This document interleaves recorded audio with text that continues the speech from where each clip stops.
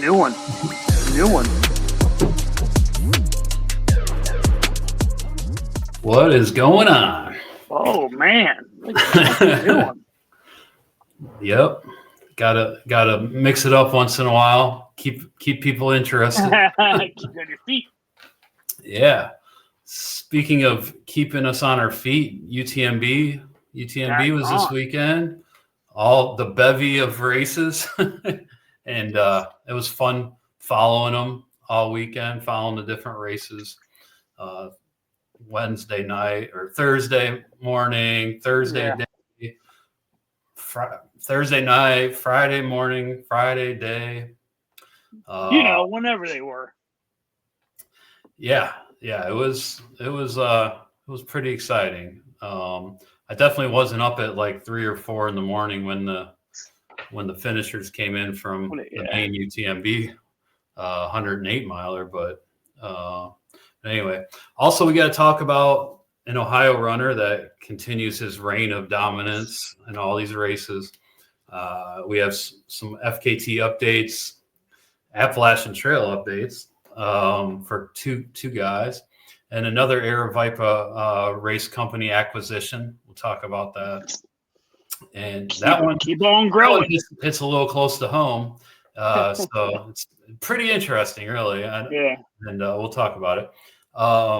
3 T's. We're going to talk about when it's a good idea to abort a training run, because this weekend it happened to me. I had to cut my training run short, and that was, I don't remember the last time I did that, where on a long run where I was like, screw this.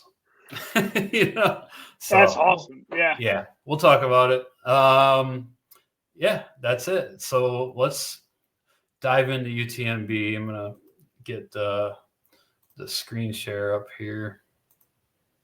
So we'll start with the shorter distance race, which I believe this one started on Wednesday night, and this was OCC, right? This is the 50K, but it ends up being around 38 miles with over 11,000 feet of climb. So this is it's no cupcake. And they had rain leading up to OCC, and it forced an alternate course.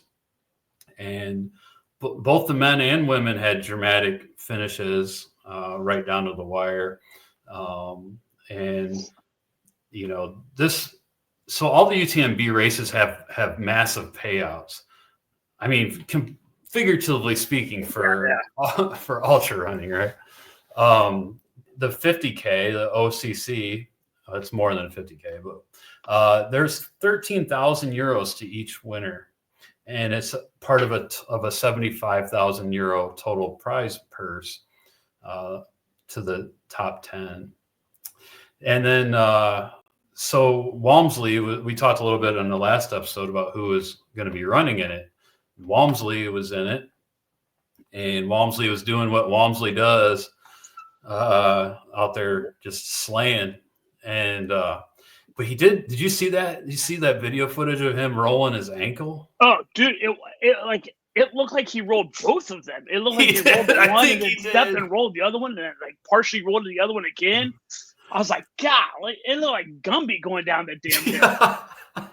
Like seriously, like the one, his right foot stepped weird on a rock, and his ankle, it touched the ground, dude. Like it looked full send. Brutal. Yeah, it looked brutal.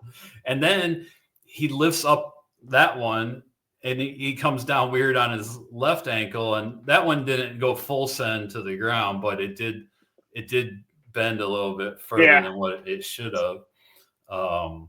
But he just kept on trucking.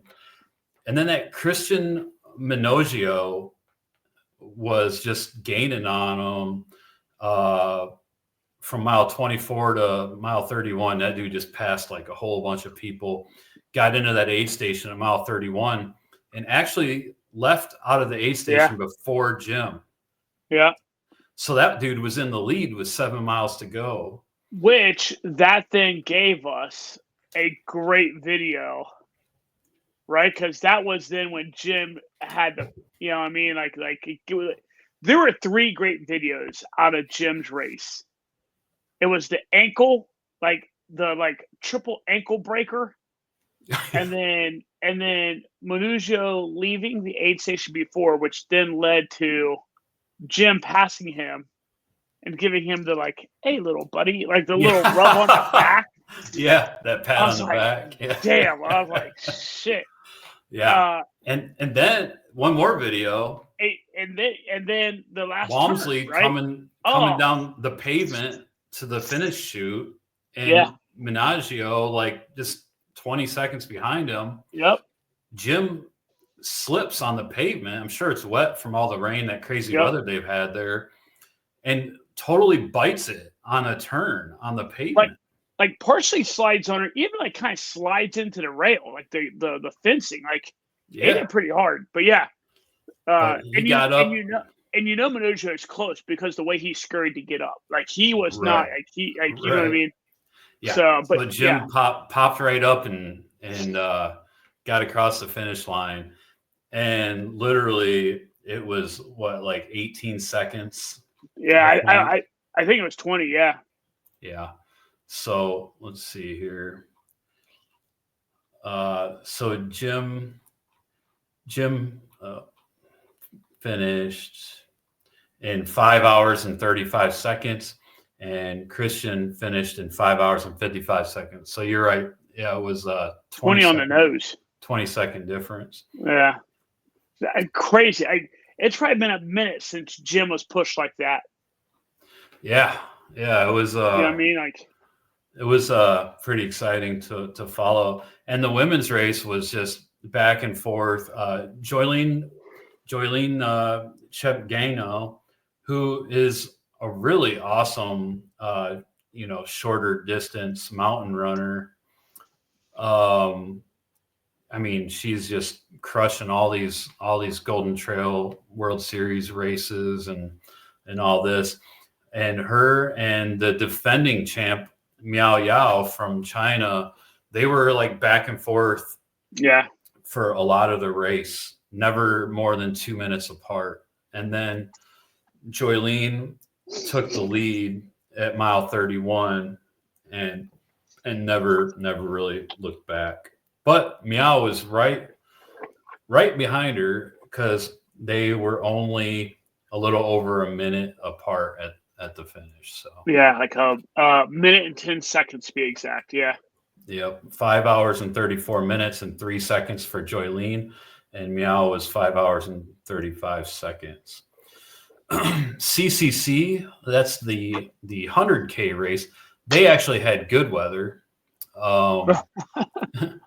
That was the only race that had good weather. It was nice during the day on Friday. Yeah. So that race runs Friday during the day, and then over there it does. And then UTMB starts Friday evening.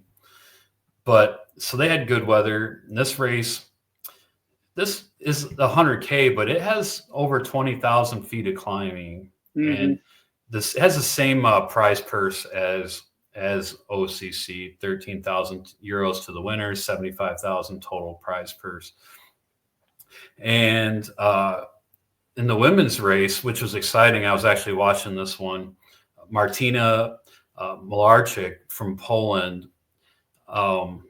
So she was in the lead, and then Sylvia Nordskar from Norway. Just this moment when she passed her. After 11 hours of running, Malarczyk got passed by Sylvia. And that moment of that pass, it was crazy. And then 16 minutes later, Malarczyk regains the lead and stayed ahead of Nordskar over the final 2 kilometers. So Martina held off for the win in 11 hours and 41 minutes and 55 seconds. And Sylvia Nordskar was 11 hours, 42 minutes and 13 seconds. So literally that's still pretty close at the end. Yeah. Yeah. Just 18 seconds. So between the two. And then in the men's race, Francisco Pupi from Italy, who, by the way, dominated Canyon's 100K, a highly competitive golden ticket race here in California. And Francesco ended up declining that golden ticket. I don't think he was ready for the 100-mile distance yet, which this was only Francesco's second 100K race ever. And he was close with David Sinclair from the US. And at mile 34, Francesco ended up running away with it and just dominated. Ended up finishing 10 hours and 6 minutes, which was the second fastest CCC time ever. So pretty impressive on his second 100K. Yeah. So Drew Holman from the U.S. did get third. So the U.S. actually had two men on the podium here, which is good. And fifth place as well, just Sharon Small.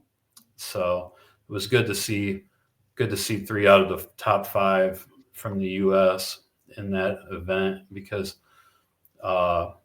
Walmsley was the only one in the top five out of the men and women in the OCC.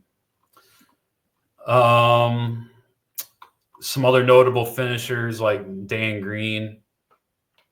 Dan Green finished, I think, 25th or 26th place. Let's see here. Who else we got? I mentioned Drew. Eli Hemming from the U.S. got seventh. I'm only going over the U.S. notable finishers. Anthony Costales got 15th. Oh yeah. And Dan Green, as I mentioned, he got 26th. And let's see here. Eric Lipuma, 36th, tied with Mead Behammer of the U.S. Lottie Brinks, 41st place overall. And Gordon Gianni was 43rd. Robin Lesh, Nick Hurt. Okay, so that was CCC. And finally, last but not least, we had the main event, which is UTMB. That's the 100-mile circumvent of Mont Blanc. Starts and ends in Chamonix. And that race, there was some reroutes. Before the race, they had to do a reroute because there was some rock slides recently that resulted in having to do a detour, which added 2K to the course. But during the race, some bad weather forced the 2K to be taken away to avoid a technical pass that was covered in snow. And this year's initial course was 108 miles with 32,500 feet of gain. And this goes through 3 countries, by the way. Yeah. For those that aren't familiar with it, France, Italy, and Switzerland. And in addition to all the difficulty of the course in general, they also had to deal with really crappy weather this year. Driving rain, wind, and even snow throughout the night. The course had to be modified in the Italian section. They took out this ascent and descent. That was because of the snow. And it shortened the course by 2K, as we mentioned. And it also took off 200 meters of climbing, which, I don't know, that's like probably 700 or 800 feet. So it's saved the leaders roughly 20 to 30 minutes of run time. And and still no course record. Yeah. Bums. Tom Evans from England, former Western States winner, Tom Evans. He DNF'd the last 2 years at UTMB. But this year, third time must have been a charm and I do think the weather played right into his hands, coming from England. He's used to that crazy rain and the rain, probably a little bit on the wet. Definitely on the cold side. Yeah, definitely. And so I think that played right into his hands. And let's see here. Yeah, he had a really great race. And let's see.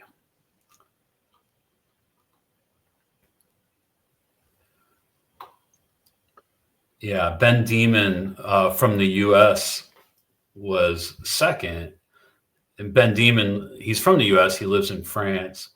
But he also ran a really great race. But Tom Evans was just dominant.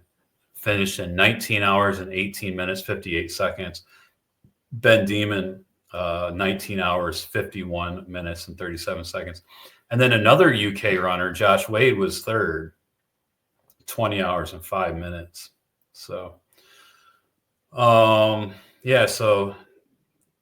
UK, US, UK, then China for fourth.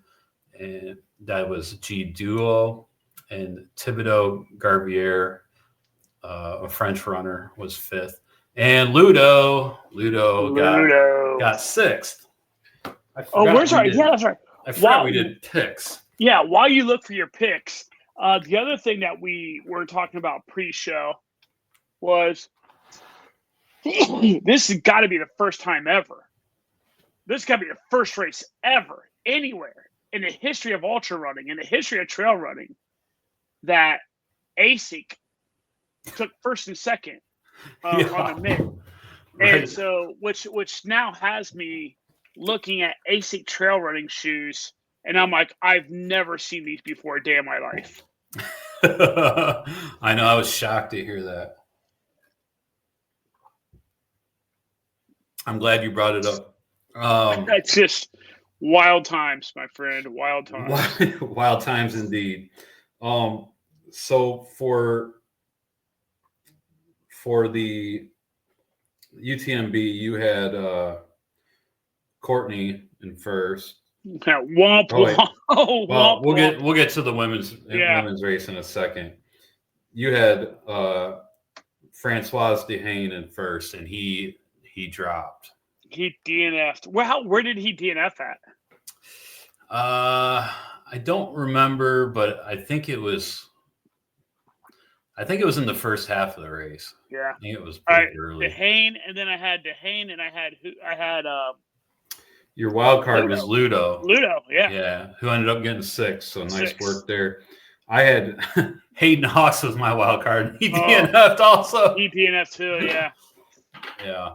Hayden Hawks was your wild card though. Who was your pick? It was also Francois Dehane. Oh, Dehane. Okay, all right. We both went to Dehane. Okay. Yeah. You know who? Rod Farvard took ninth, man. Yeah, super impressive. Like, that's really strong for him. It really is strong. Remember, he dropped out of Western States at mile 91. Yeah, he completely shit the bed. Yeah, so I guess he saved up the energy after his last 9 miles or something. I don't know. Yeah. Ji Shang Shen was 8th. Other notable finishers, Canyon Woodward from the States got 13th. Cody Lind from the famous Lind family, he got 16th. Aurelian got 20th.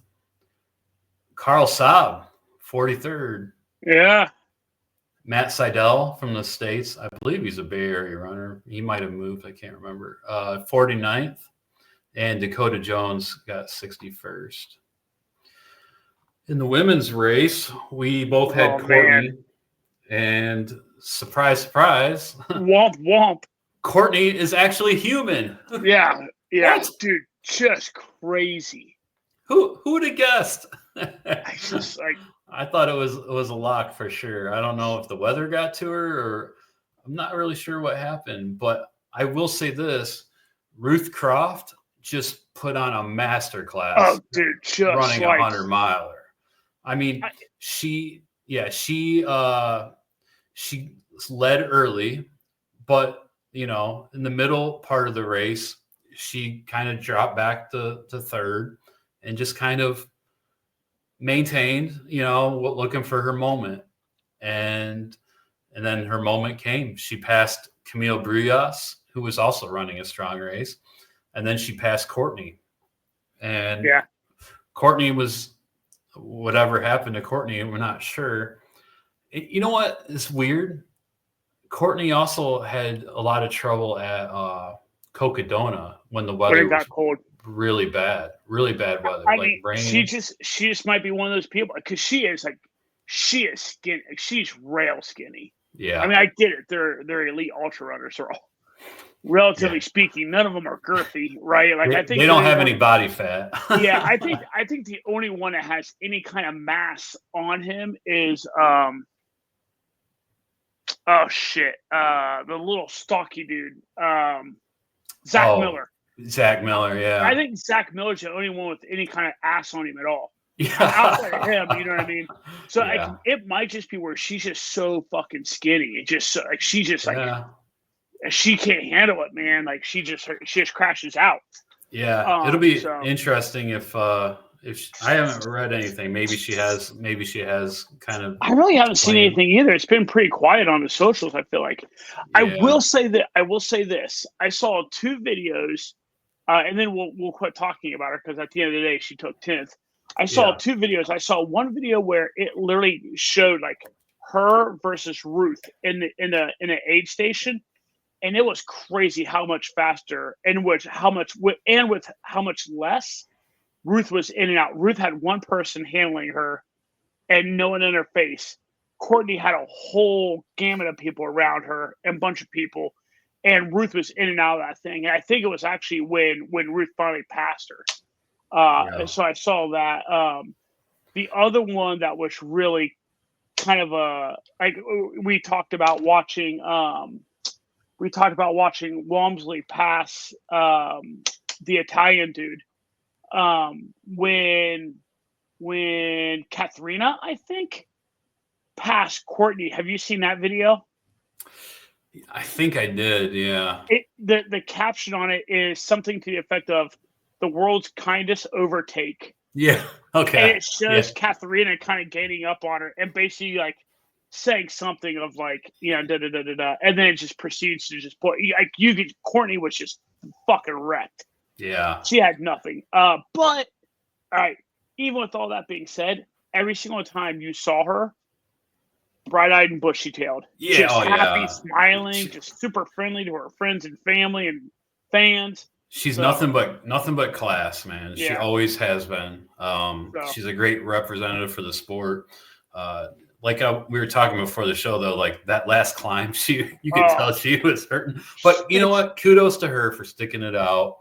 Mm-hmm. I'd like to see that versus somebody dropping because not my race. I'm not going.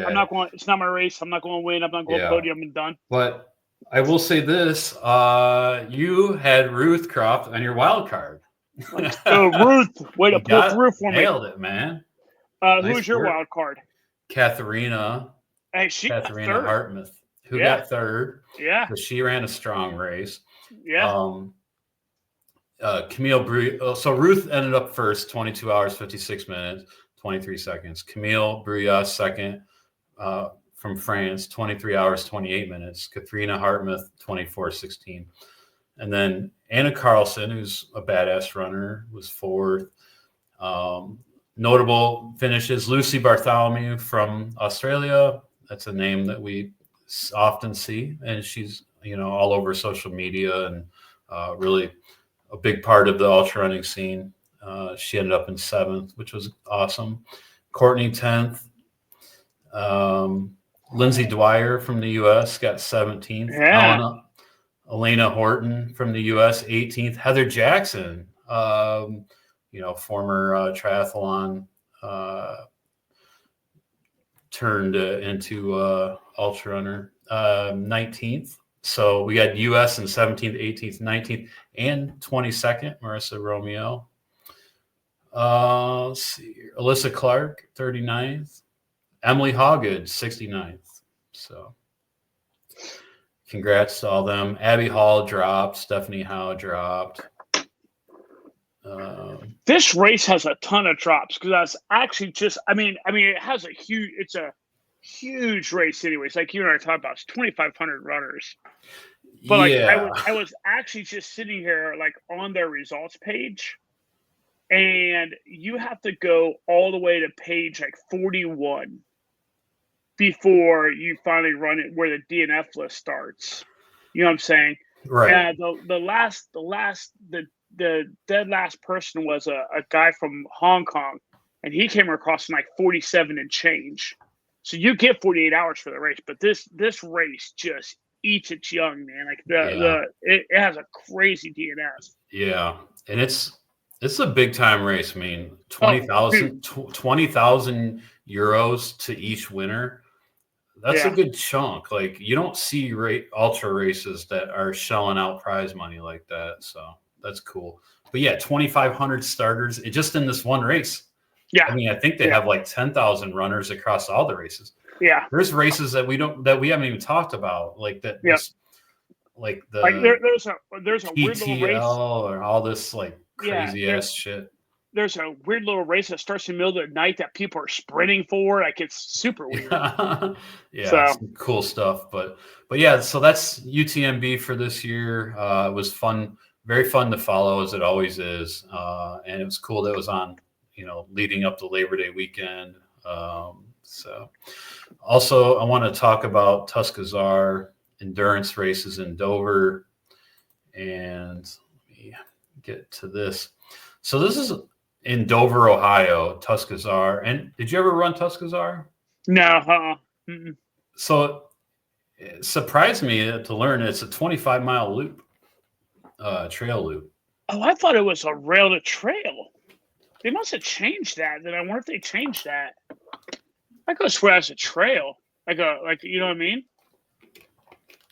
I'm not really sure. Let's see. Yeah, it's a 25-mile loop. Like I did not know that. I thought this thing was pancake flat and was just a.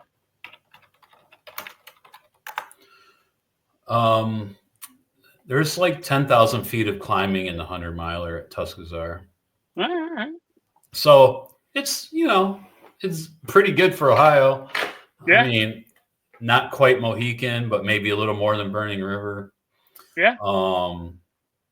So anyway, 25-mile loop. They have a 100-miler, a 75-miler, a 50-miler, and they have a 25-mile race as well. And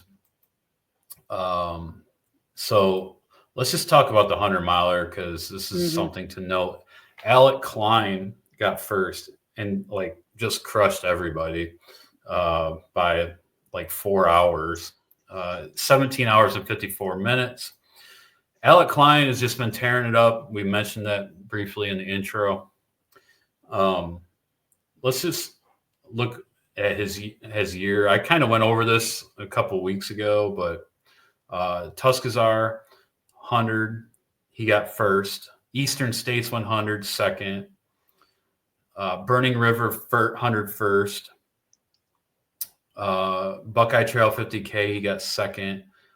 Eagle Up Ultra 100-miler first. Mohican 100 first.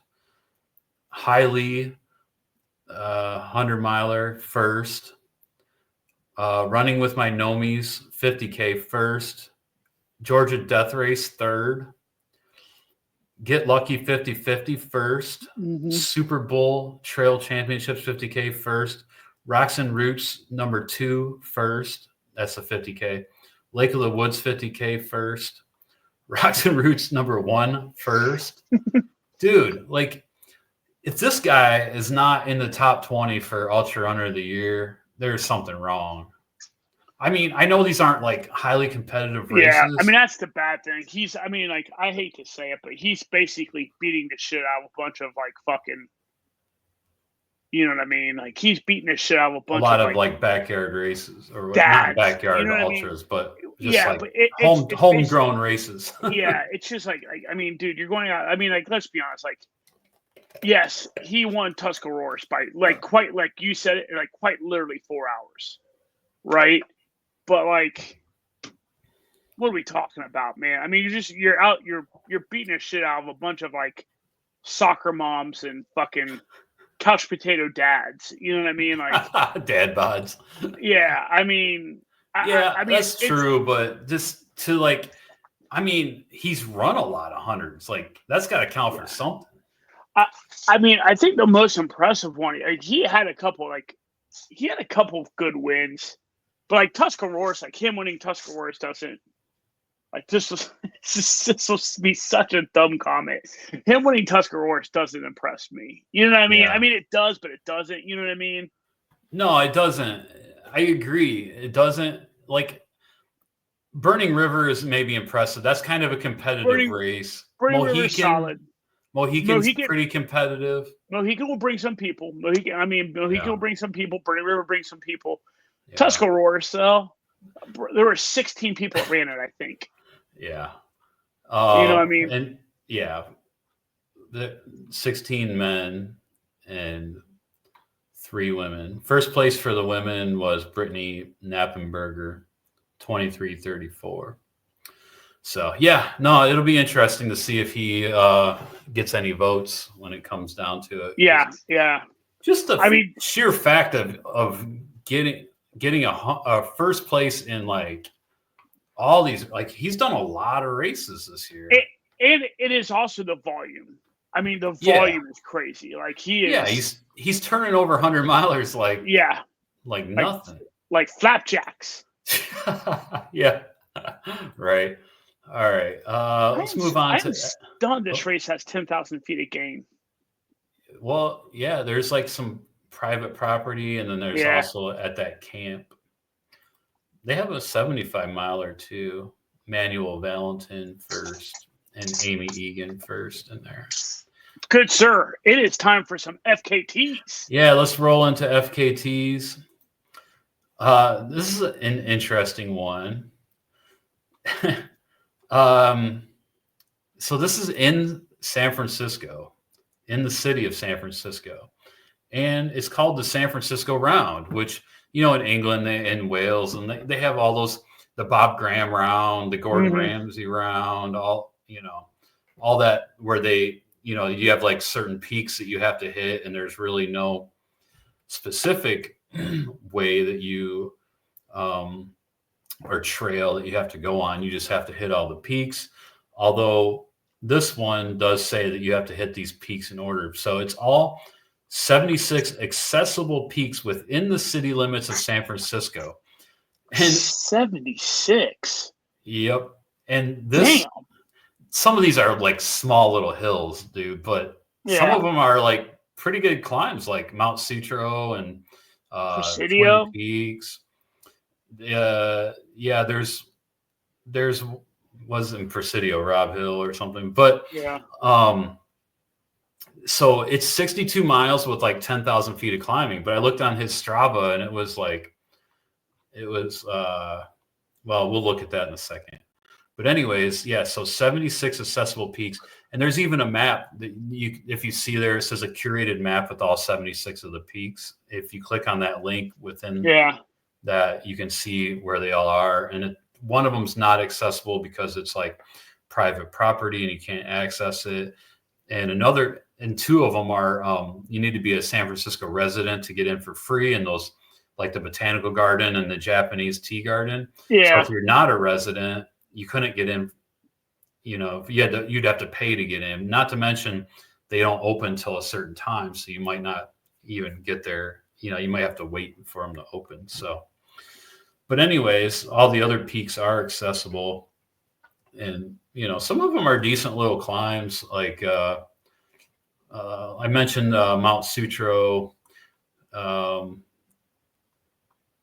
There's let's see, Mount Davidson. That's a pretty decent climb, and there's some other ones. Oh wow! So, but anyway, Rob Hill and the Presidio. Yeah, that's just a campground. It's not much of a climb. It's funny when you zoom in on the FKT map. It's kind of like if you really zoom in on it, like the amount of like whirly birds you're doing it up. You know, like if you go into like Golden Gate Park, it's funny. Like look, like that's Strawberry Hill. I used to do training runs on. I do repeats on Strawberry Hill. Yeah, sometimes. I mean it's just funny how it's like it shows you going around it, right? And like some of the out and backs that you have to do. Like if you get down around like Fairmount. There's like an out and back up that one. Down around Glen Canyon Park, there's an out and back. It's just like some of these are really kind of funny, but it is Mount wild. Davidson's a big climb. There's a big old cross up on top of that. Like, I mean, it's made of like concrete. It's ginormous. Interesting. Yeah, that's on Mount Davidson. You said. Yeah. Twin Peaks is pretty good. I used to have an urban adventure route that would go through. It would hit Strawberry Hill, and then it would go up Mount Sutro, and then I'd hit Twin Peaks, and then I would hit Tank Hill, which is like right here, and then back. But anyway, down at Bayview Park, what's that climb like? I don't know. I never did that one. It's the old Candlestick Park, which is that area is a little sketch over there, to be honest.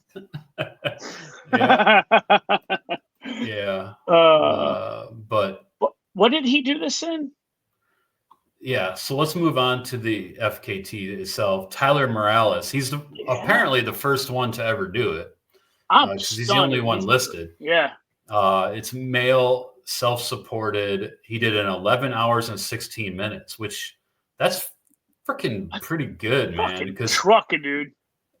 If you click on it and if you look at his Strava, he did 63.8 miles and over 11,600 feet of climbing. So his pictures are really cool too. He had someone taking really good pictures for him. Picture 4 out of 6 is pretty fucking cool, man. Oh yeah. Yeah, it is pretty cool. I love the urban adventure aspect to it. Yeah. Like it would be a fun day, but I would be out there for like 15, 16 hours probably. So, so I would be like finishing or I'd probably start early, like super early, but you have to start and end in Land's End over there at the Sutro Heights Park, which I used to run up that hill. It's part of one of my regular routes all the time when we lived there, right here. Yeah. But anyways, it's really a cool deal. That's a cool FKT. Yep. And you can do it self-supported because there's plenty of places to stop to grab supplies. Yeah. All right. Let's get some updates on some FKT attempts here. Appalachian Trail, Jeff Garmire, he seems like he's been moving. He's back on track now. He's actually moving pretty good. Okay. So like, you look down here, he was struggling in Connecticut, was it? But he was only 4 hours deficit. Then he was 5 hours deficit in New York. And then he was 13-hour deficit in New Jersey. So he built up almost a whole day deficit in those 3 states. He took an ass beating in Jersey. Yeah. But in Pennsylvania, he gained 2 hours and 40 minutes. And then he just crushed West Virginia and Maryland. And he gained 11 hours. Yeah. There. So he definitely gained some time back. Oh, and he had gained 10 hours in New Hampshire. So that would put him at even from Vermont and Maine. So he's definitely within striking distance and he's moving good, man. Like he's in Virginia. So I think it'll be crucial for him to make up some time in Virginia. He's maybe 13 hours behind or something. So altogether. Oh, 8 hours. I'm sorry. It's totaling it up. Yeah. 8 hours. 8 hours back. That's not bad. 8 hours, 49 minutes. How long does he have in Virginia, I wonder? Long, 557 miles. Yeah, well, I meant more. Oh. How long has he been in Virginia? He must have just hit it. One day, 3 hours, 21 minutes. He's been there. Well, yeah, that's how long he's been there. Well, I guess how much longer does he have in it, though? You know what I mean? You can click on his thing. Oh no, it just tells you he's at mile 1223. So we'd have to do some math. Yeah, well, he's at mile. Wait. Oh wait, he's at mile 1223 overall. So the reason I bring that up is because the prior split was 11 days in Virginia. Right, yeah. You know what I mean? So if he can get out, you know what I mean? If he can knock it out in 8 or 9 days. Yeah, and so I don't know how long he has. I guess we could really zoom in on the map and kind of gauge. Yeah. But that feels like a chance. Yeah. Well, that he could maybe.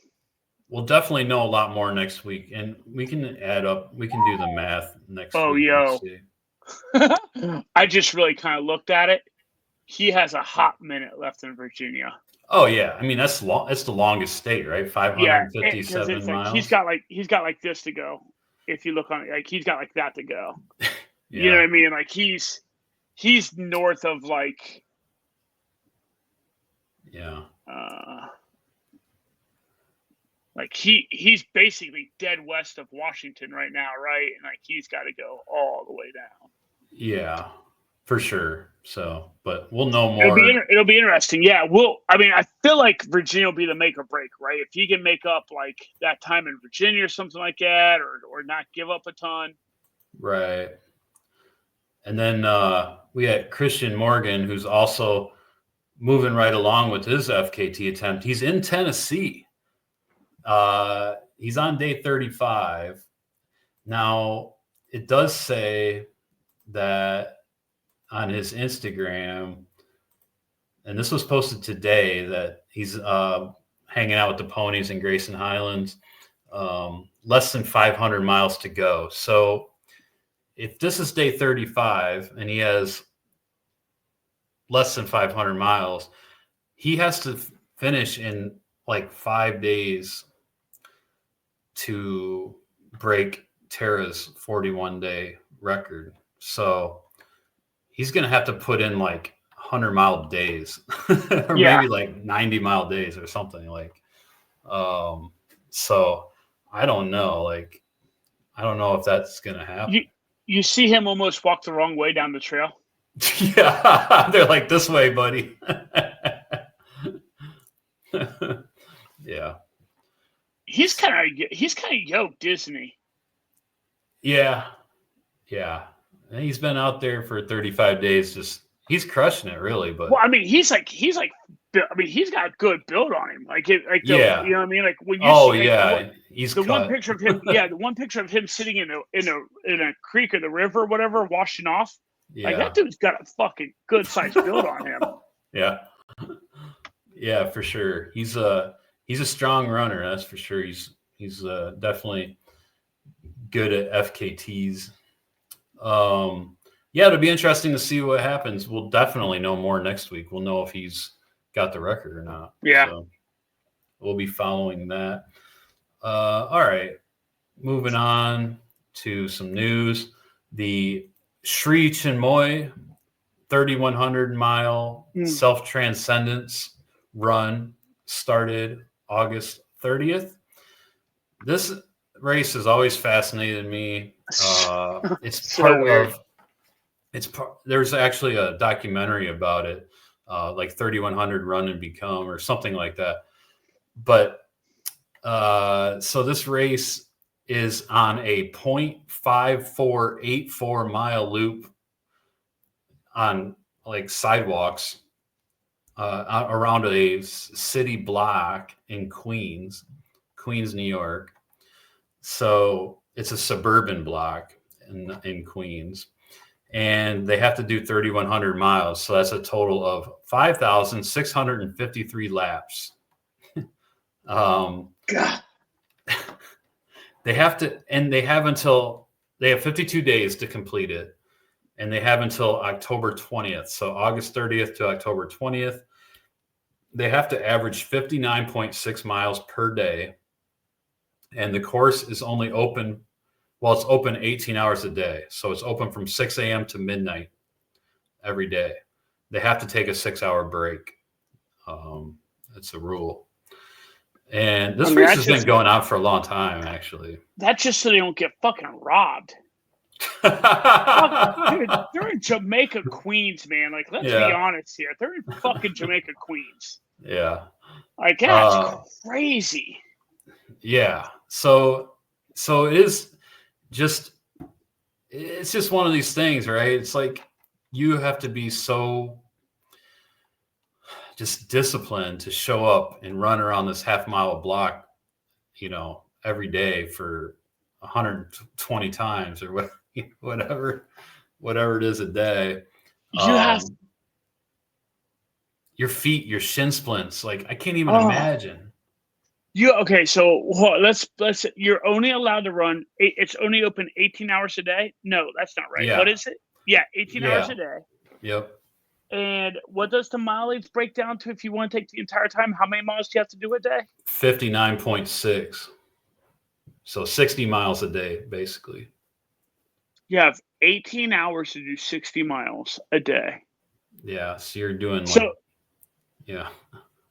So here's my question. If you were to do that race, are you just from day one until day whatever, are you just doing the 60 miles every single day and then like, there it is, and then just going to bed?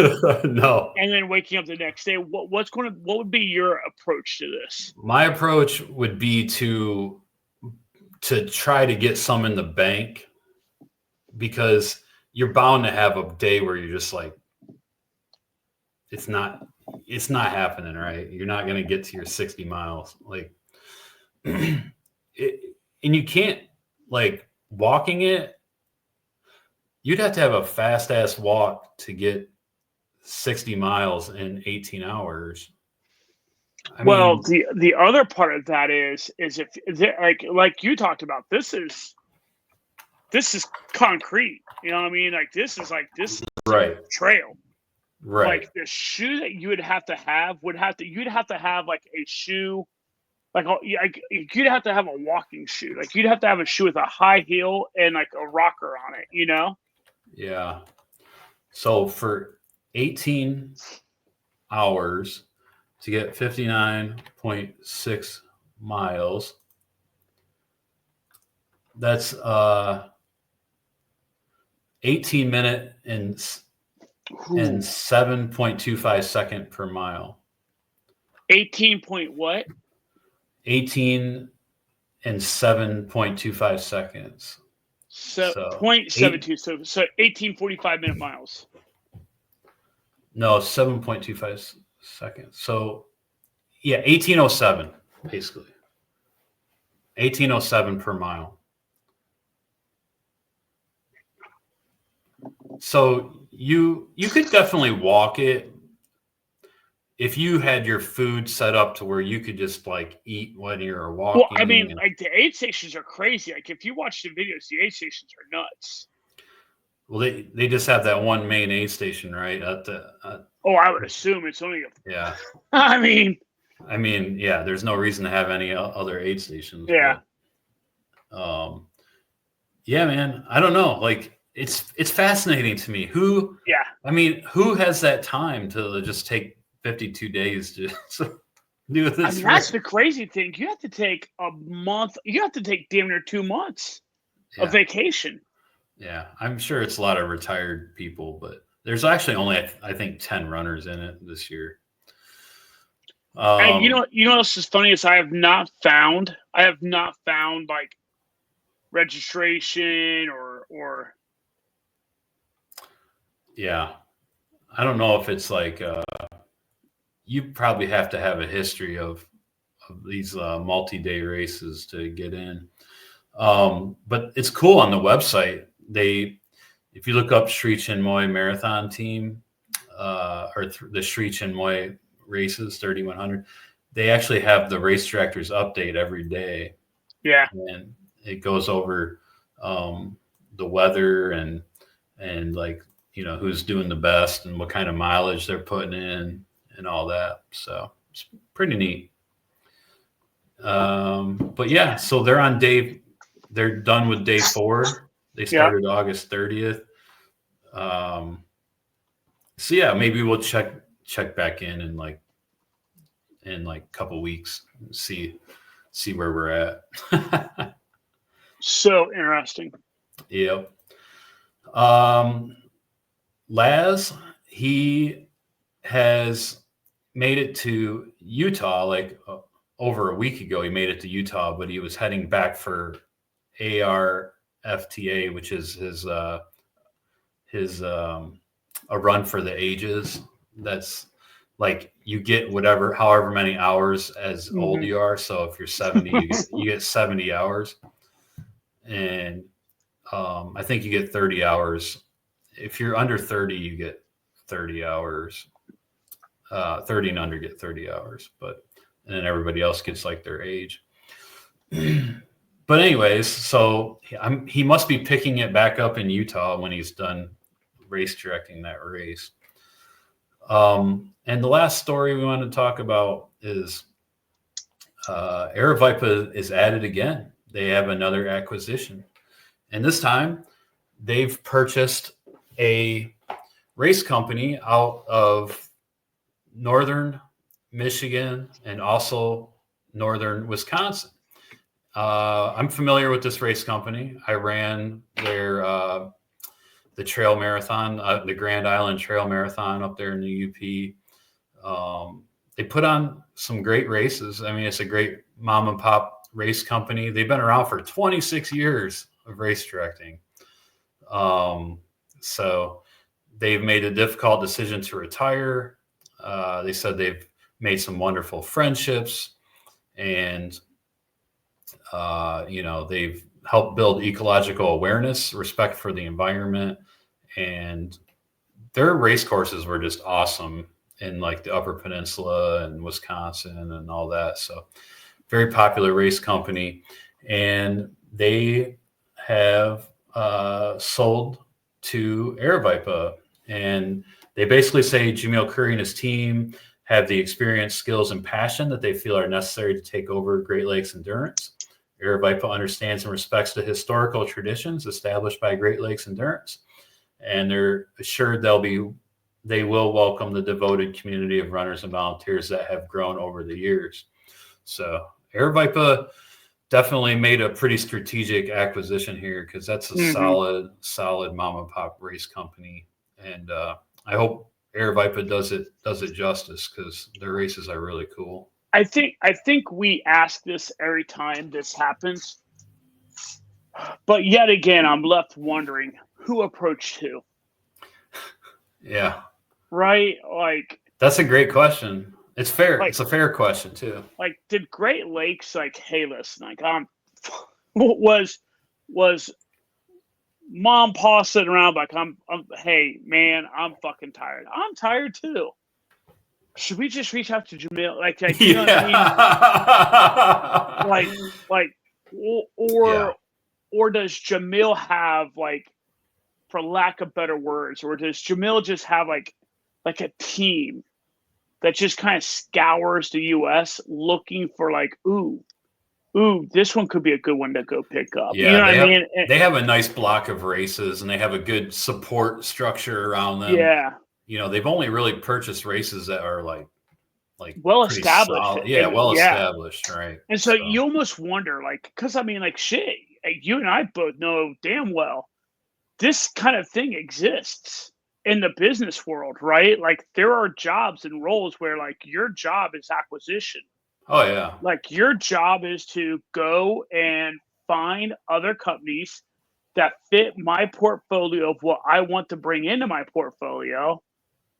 Go find it, assess it, make sure that it's a good fit, make sure it's viable, and approach them. You know what I mean? And like, so you just wonder if he has those people. You know what I mean? Like he just has buyers. I'm sure. Which I'm not going to lie, kind of a dope gig. I would do that in a heartbeat.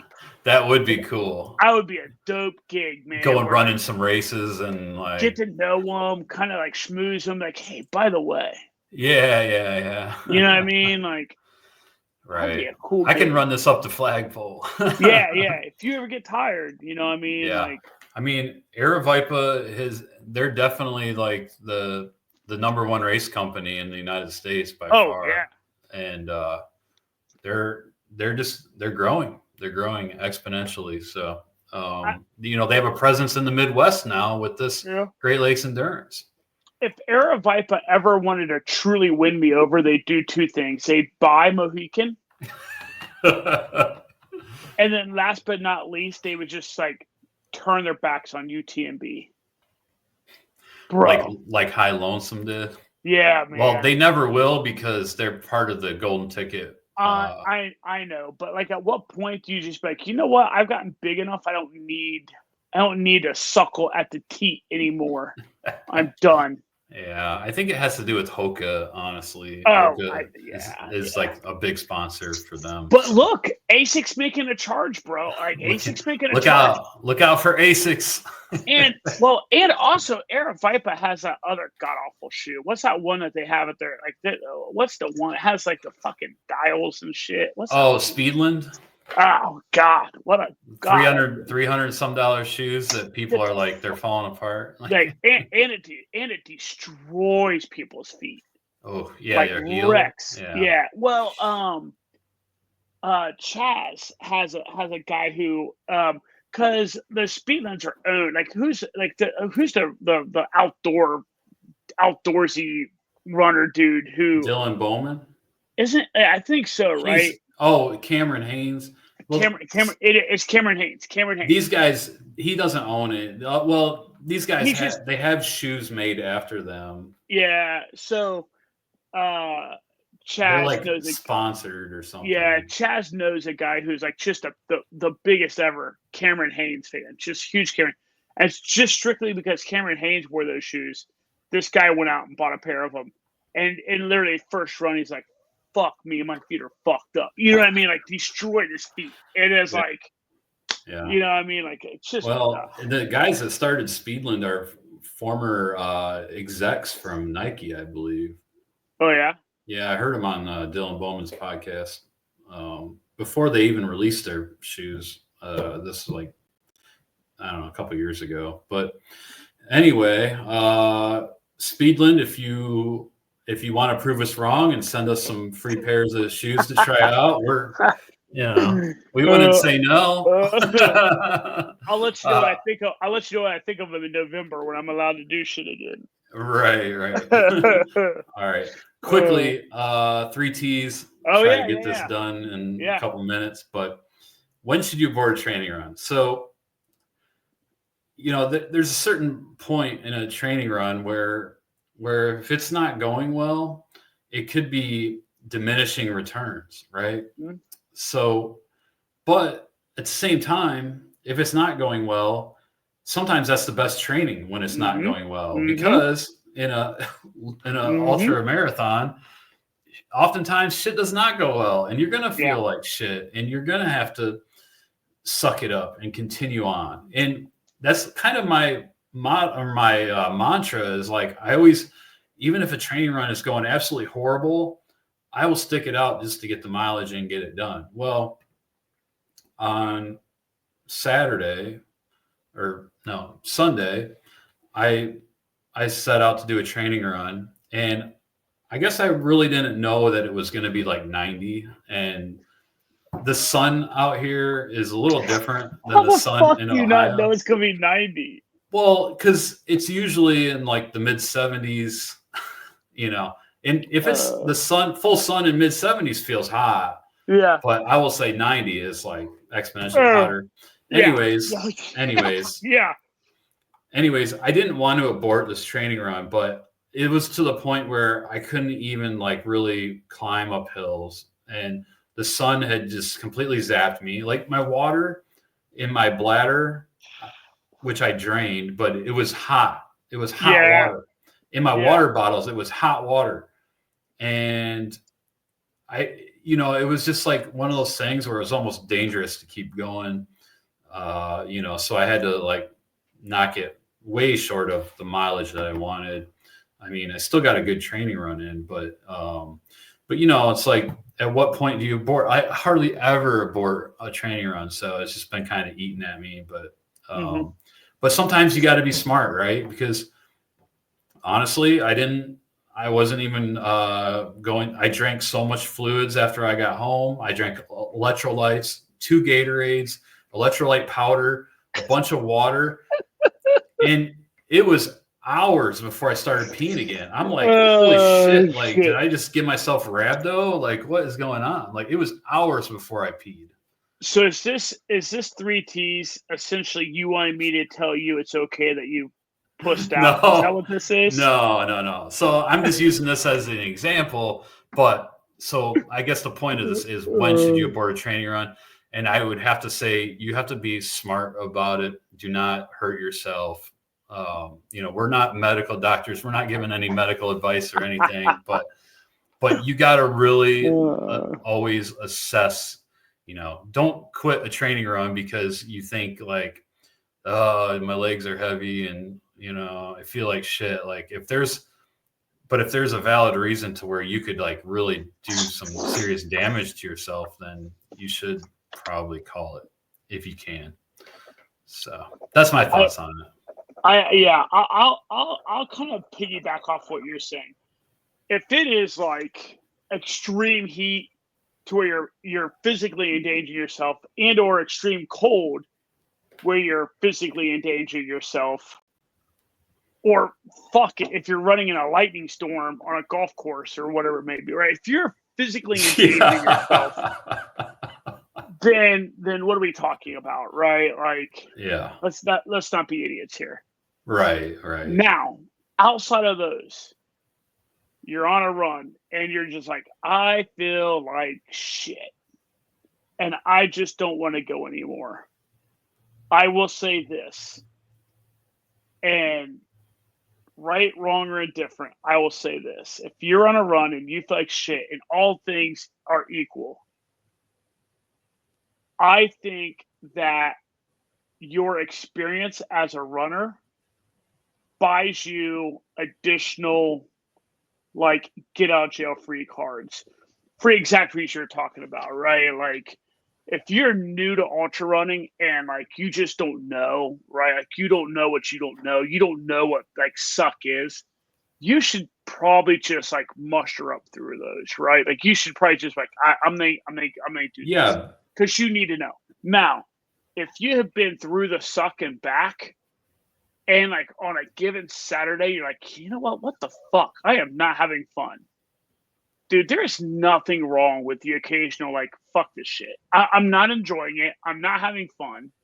You know what I mean? Like, this is bullshit. I'm done. Because at the end of the day, you're out there to have fun anyways. You know what I mean? Like, that's true. Yes, in our world, fun is being miserable. But if you're not enjoying being miserable that particular day, and you've put yourself through it before, and you know in your heart of hearts that you can get yourself through it, fucking chalk it up. Just chalk it up. Yeah. You know what I mean? And there's nothing wrong. Now, you have to also be cognizant that this does not become habit, right? Which then becomes character. You know what I mean? Like, that's where I was going to go with that. Like you said about the newer runner. If you don't push through some uncomfortable stuff sometimes, then you're not mentally preparing yourself for a race. Because when you get into the race, your mind, as we all know, your mind will play tricks on you. It will give you every reason of why you should quit. Yeah. and it's easy to succumb to that if you don't realize that it's like you gotta say fuck that. My last thought on this is just like Relentless Forward Progress has, right? Relentless Forward Progress on its 100-mile training, it has you doing a 50-miler. And it's designed for newer 100-mile runners. And the idea is like, well, hey, get to 50 miles because like usually something wonky is going to happen in 50 miles, right? And once you've done a handful of those, I think it's pretty common practice that people say, hey, I'm no longer doing a 50 on a Saturday and then 0 on Sunday. I think it becomes pretty common practice that you dial it down to like a 25-25 on a Saturday, Sunday, just to save, you know what I mean? Because like I said, I don't need to go out there and beat the shit out of myself for 50 miles to know I can make it 50 miles. I've ran, God only knows how many 50 milers and 100Ks and 100 milers. Yeah, right. I don't need to do that on a random ass training run to know that I can do it. Yeah, so, like at a certain point, like I said, there's diminishing returns on some of that stuff, right? If you run 100K and prep for a 100-miler and it takes 2 to 3 weeks to recover from that 100K, like you're losing 2 to 3 weeks of training. So, all right. I think we're on the same page mostly. Cool. Thanks everyone for tuning in. We appreciate you as always listening. And do you have anything to add, Johnny? I don't. Have a great one, and we'll see you next week. Wow, we'll have to see what races are even going. But yeah, we'll probably see you next week. Yeah, slowing down a little bit. Summer season is winding down, but the bevy of fall races will be coming up shortly. Yep. All right, cool. see y'all. Thanks.